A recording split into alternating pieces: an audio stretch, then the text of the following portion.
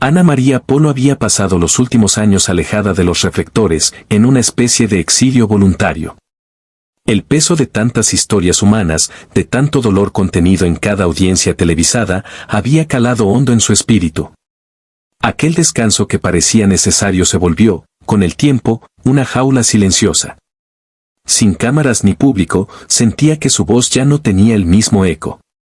Pero algo en su interior, ese fuego que jamás se apagó, seguía encendido, esperando el momento correcto para arder de nuevo. En otra ciudad, lejos del bullicio mediático, la doctora Vivian González construía una reputación impecable. Su presencia no era escandalosa, su estilo no buscaba protagonismo. Pero su inteligencia y precisión en los juicios empezaban a llamar la atención. No era solo su capacidad legal, era su manera serena de desarmar incluso los argumentos más sólidos. La televisión comenzó a fijarse en ella cuando su intervención en un caso de injusticia migratoria conmovió a millones.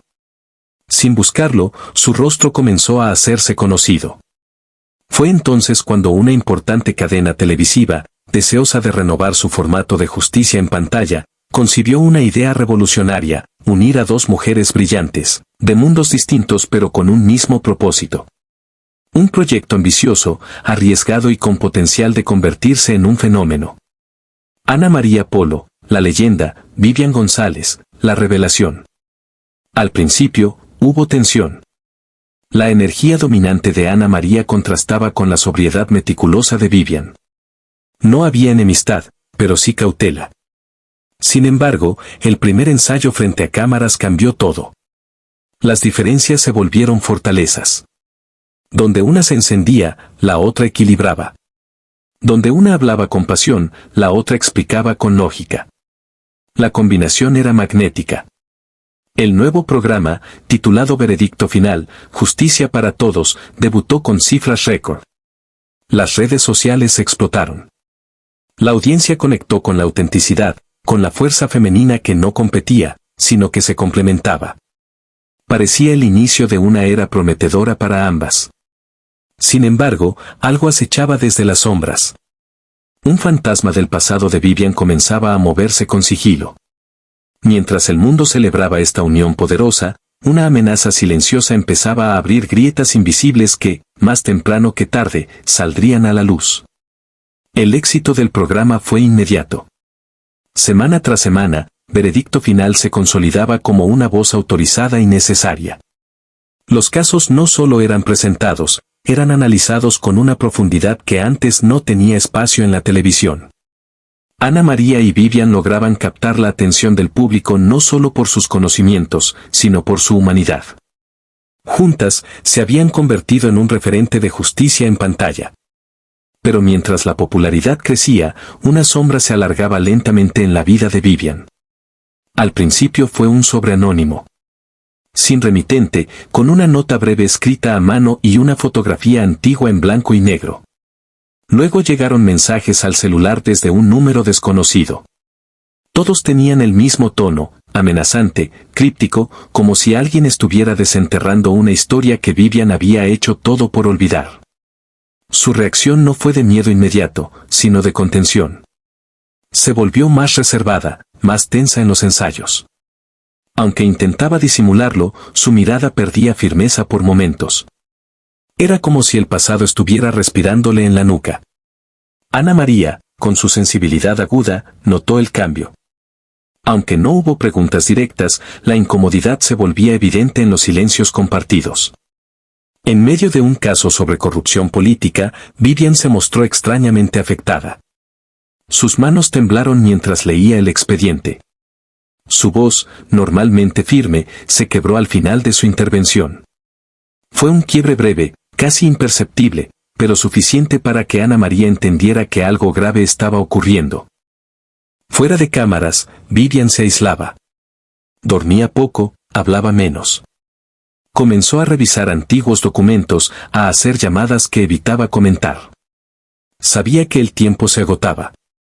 Aquel secreto que había guardado durante años, una verdad silenciada por miedo, por obligación, por culpa, estaba saliendo a flote. Había estado involucrada, de manera indirecta, en una red de encubrimiento judicial. No había cometido ningún crimen, pero su silencio en el pasado la convertía en cómplice moral. El miedo no era a la justicia, sino a perderlo todo. Su nombre, su credibilidad, su nuevo propósito. Y lo peor, podía arrastrar consigo a Ana María, quien sin saberlo, estaba ligada a un escándalo que apenas comenzaba a despertar. El silencio se volvió una prisión cada vez más estrecha para Vivian. Las amenazas aumentaban y ahora no llegaban solo en papel o mensajes, sino a través de figuras que aparecían en los pasillos del canal, rostros desconocidos que la miraban con una mezcla de desafío y advertencia. Ella fingía tranquilidad, pero por dentro su mente era un campo de batalla. El pasado se filtraba en sus pensamientos incluso en pleno programa, mientras analizaba casos frente a millones de espectadores. Cada palabra pronunciada, cada sentencia comentada, era una lucha contra el temblor invisible de su conciencia. Ana María, por su parte, comenzaba a unir piezas. La intuición que tantos años de experiencia le habían cultivado no fallaba. Había algo más allá del cansancio o el estrés profesional. Lo veía en la forma en que Vivian evitaba ciertas preguntas, en cómo reaccionaba ante temas de corrupción judicial o cuando se mencionaban figuras del sistema legal.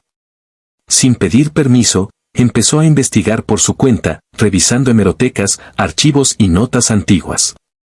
Fue entonces cuando encontró un caso del pasado, cerrado abruptamente, en el que el nombre de Vivian aparecía en un documento sellado y olvidado. La revelación fue como una sacudida. Ana María entendió que su compañera había sido testigo de algo grave, quizás víctima, quizás partícipe involuntaria. Pero más que indignación sintió compasión. Sabía que la verdad estaba a punto de explotar y que no podía permitir que Vivian enfrentara sola la tormenta. El programa, sin saberlo, se convirtió en el escenario de la redención. En un episodio especial, dedicado a los silencios de la justicia, Ana María introdujo el tema con una narración cargada de metáforas. Fue un acto calculado. Mientras hablaba, miraba a Vivian, que comprendía que el momento había llegado. Al terminar el programa, sin cámaras, sin audiencia, Vivian confesó lo esencial: en su juventud, había sido obligada a encubrir un acto de corrupción cometido por un fiscal poderoso. Había callado por miedo, por presiones, por la amenaza directa a su familia. Lo que ninguna de las dos sabía era que una grabación del camerino, filtrada por un infiltrado dentro del canal, ya circulaba entre medios y redes sociales. La confesión privada se había vuelto pública. Y ahora, el juicio no sería solo moral. Sería legal. Y sería inevitable. El escándalo estalló con una fuerza descomunal. La grabación de Vivian confesando su implicación en un antiguo encubrimiento judicial se viralizó en cuestión de horas. Las redes sociales ardían en debates, los titulares no hablaban de otra cosa, y las autoridades se vieron obligadas a actuar. La presión pública era tan grande que en menos de una semana se abrió una investigación formal. La cadena televisiva suspendió temporalmente las transmisiones de veredicto final, mientras las dos protagonistas eran citadas a declarar. Vivian, lejos de huir o desmentir, decidió enfrentar el proceso con entereza. No tenía cómo borrar el pasado, pero sí la oportunidad de redimirlo.